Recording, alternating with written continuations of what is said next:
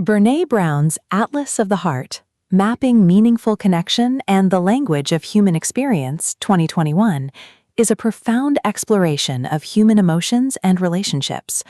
Brown, a research professor and best-selling author, draws on decades of work in vulnerability, shame, and empathy to create a map of 87 emotions and experiences that shape our lives.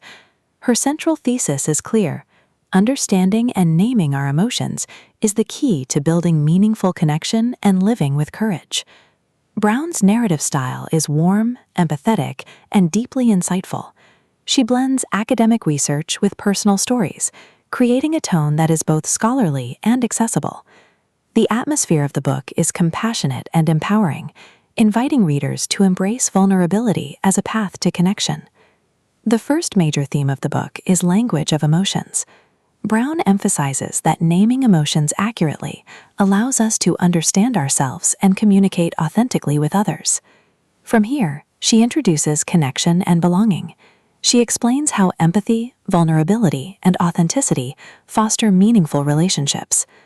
Another cornerstone of the narrative is courage and resilience. Brown insists that facing difficult emotions with honesty builds resilience and courage. The climax of Atlas of the Heart builds around mapping human experience. Brown organizes emotions into categories, creating a guide to navigating the complexity of human life. The resolution affirms her belief that emotional literacy is essential for connection.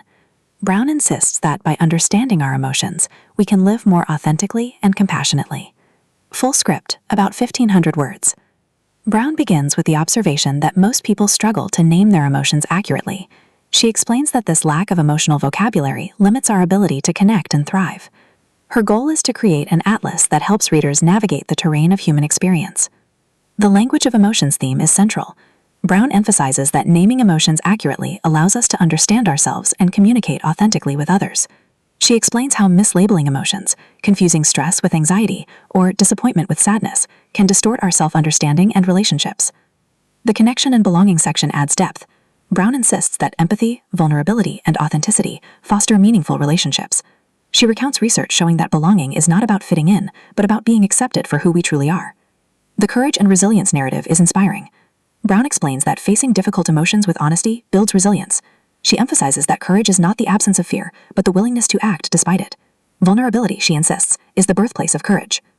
The climax builds around mapping human experience.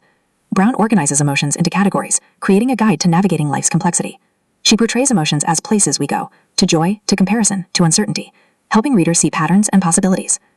The resolution affirms her belief that emotional literacy is essential for connection. Brown insists that by understanding our emotions, we can live more authentically and compassionately. She closes with an invitation to embrace vulnerability, cultivate empathy, and build meaningful connections.